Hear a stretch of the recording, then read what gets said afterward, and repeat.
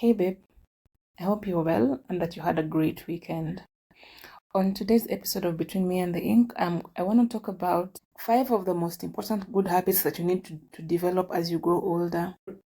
Now, I recently turned 34, and to be honest, I have realized that all the complaining that we do about adulting is very futile because at the end of the day, we are adults now and we have to find a way to make life work for us. So I compiled my top 5 list of habits that will make life easier generally. If you're new here, welcome. Thank you so much for stopping by. My name is Faye and I always have notes. So, point number 1 is get some good sleep. First, I have to say that good sleep is relative because some people need 10 hours a day, others need 5-6 hours.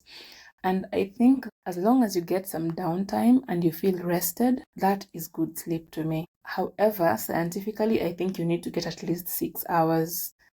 And if you can't, well, I don't know, just do your best to get some good sleep. When you don't sleep, there are so many ways that your brain malfunctions, including in terms of your emotional responses or even your cognitive aspect, because you can't think as clearly, you overreact to things that you would otherwise be cool with, and you get stressed easily because you're not functioning at full capacity, and things that you would easily cope with become a big deal.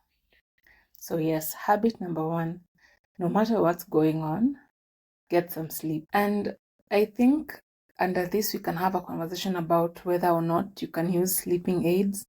Some people need melatonin, others need like the stronger sleeping pills. And I think that when it comes down to it, you need sleep. So if you need to use a sleeping aid, I think talk to your doctor about it. Maybe habit number 2 is to plan your day, your week, and your month. This means that you should be intentional with how you spend your time. If you don't plan, other people plan for you for sure. Because now, if I call you and I want to like hang out with you, I am essentially planning for your time. So if you didn't have a plan, you'll do whatever it is that I want to do. Once in a while is cool, but if it becomes a habit, then babe, your life will be run by other people. Also, planning is good because it allows you to have goals that you can look forward to.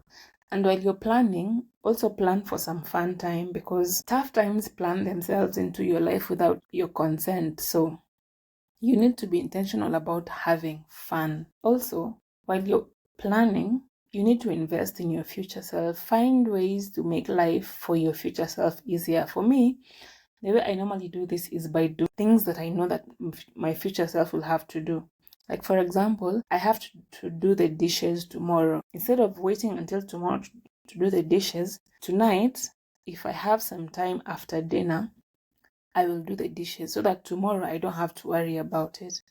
And it's a very small thing, but it creates this habit where you actually actively care for your future self. The last thing on planning, I would say you need to have some rituals, like a self-care ritual, a nighttime ritual, or a weekend, like just find things that define certain moments for you, or like create moments where you're just, I want to say calling back your energy, but it doesn't have to be that deep.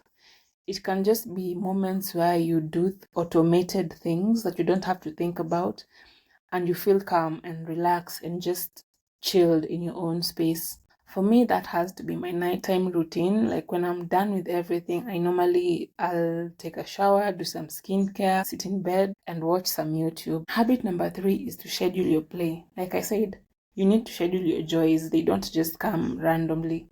So in terms of play, depending on your play personality, you can do dates, movies, you can play a game, you can listen to music, you can find books to read, or even listen to podcasts. Basically, as you're growing older, you need to find the things that bring you joy, the things that relax you, and make them a regular occurrence in your life. Good habit number 4 is exercise. And it's not that complicated. You just need to move your body, and it's good for not just your body but also your heart, your mind, and your creativity, especially if you're in the art space. Even if it's just 30 minutes of yoga, maybe every once every 2 days. And if you can do it every day, even better. Good habit number 5 is to process your thoughts, your feelings, and your experiences. I struggle so much when people say that they cannot journal because they don't know what to write. And it's like, you do have thoughts and feelings, right? You do experience shit, right? Why is it hard for you to like write that or process that? Anyway, if you can't do journaling, which is your own shit, I won't get into that. You can do therapy, or you can have regular reviews with your friends or with your partner. Like, you need to process your shit basically, because by default we do a lot of projection. We have a lot of cognitive biases. Sometimes our perspectives are just so fucked up, and you need a way to process it. If possible, externalize it and see your shit from a different perspective. Also, I think we all need people to witness us, and if you can't share your thoughts, your feelings, and your experiences with other people, or even with yourself through journaling, you start existing in a space of shame where you're hiding or you're hidden, and it encourages your fear of being seen, which in the end is like a very terrible way to live, because we are social beings. We like being seen, basically. So yeah, allow other people to see you. Anyway, that's all I have for today. Thank you so much for sticking with me till the end, and I will talk to you again next week. Bye.